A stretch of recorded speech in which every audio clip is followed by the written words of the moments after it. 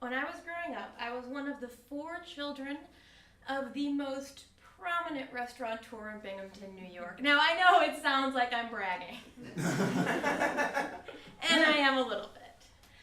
But I just wanted to start to tell you how awesome my childhood. It really was idyllic. I mean, all of our sexual predators were white. I could ride my bike down to the river. We'd play with the ducks and the geese, and they'd chase you. But I started out talking about my father and his restaurant, it was a really nice place called the Number 5 because it was in an old firehouse, the Number 5 Firehouse. If you look at it as you're walking towards it, it's actually in this lovely bend in the Susquehanna River with these lovely trees around. You walk in a revolving door, which I had never seen a revolving door before this restaurant, and my little brother and older brother used to trap me in there, and that's a story about fear. We'll talk about that later. So you walk into this building.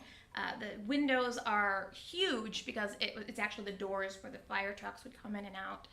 You walk in, and on your right is a beautiful hostess. On your left is this bar with this dark wood, brass fixtures, bartender polishing a glass with a tie waving at you. And it's really nice and warm and a little bit fancy.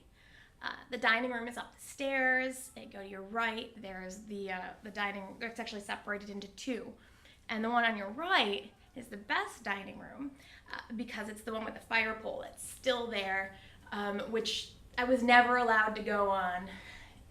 Still hurts me to this day. The last time I wanted to go on it, it was like 4 weeks ago. I was 31. It's fine though.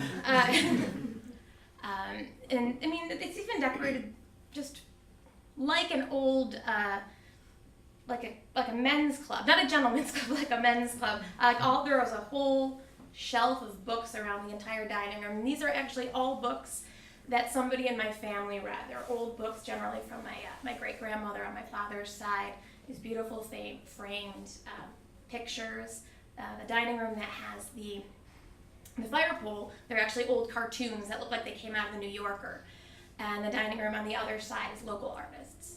Actually, this whole thing has been recently redone. Now, it was just, you should see my father. He's so proud of this. He's actually owned this place for 35 years. He's a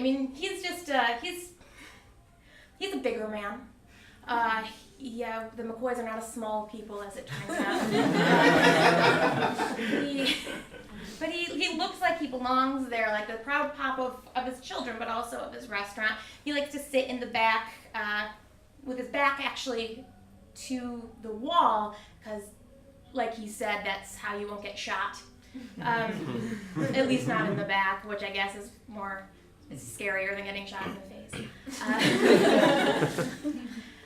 And he was just a really supportive father. It goes back to my lovely childhood. Anytime I had a show or a softball game or a track meet, he was always there. He always left work just to go watch us.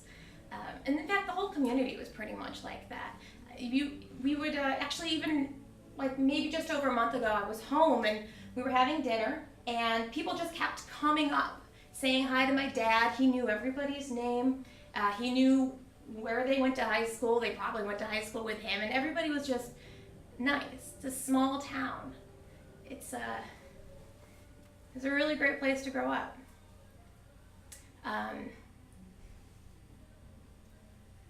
4 weeks ago tomorrow,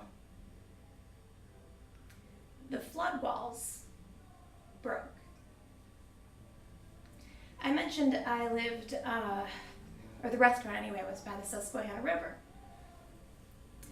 Not a lot of people around here have heard this, but there was a lot of rain about a month ago, and then it just kept raining.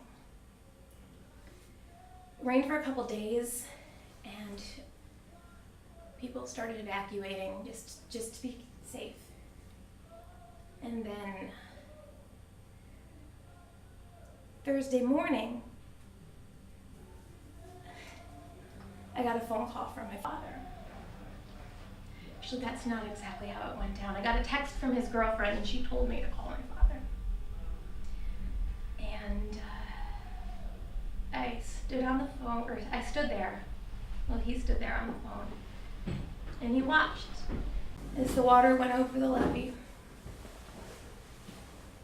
and started to go into the restaurant that he had been building for 35 years. And he didn't cry, and he didn't say anything, and you couldn't really hear anything but the sound of water, and you could hear his heart breaking, because that was his life. He loved being a father, but once his children became adults, that was his life. And he stood there and he watched as the water filled up the basement, and then he watched as it filled up the first floor. And then I heard as the police officer made him leave, because it just wasn't safe for him to be there anymore.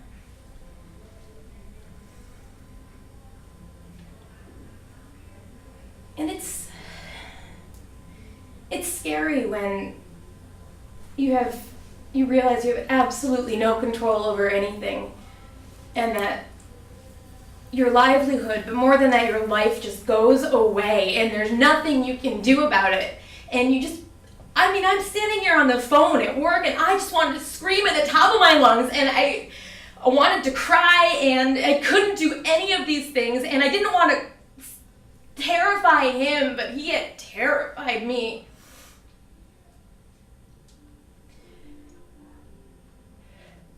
But that's not the end of the story.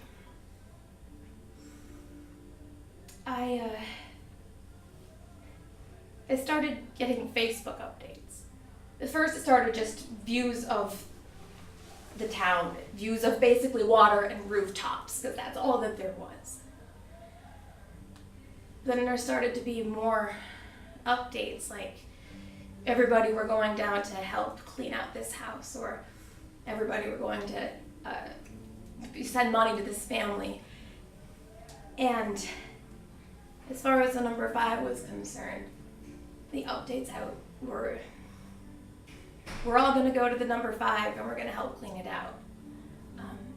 Former employees, current employees, everybody just wanted to help out. That's the town I grew up in. There was just,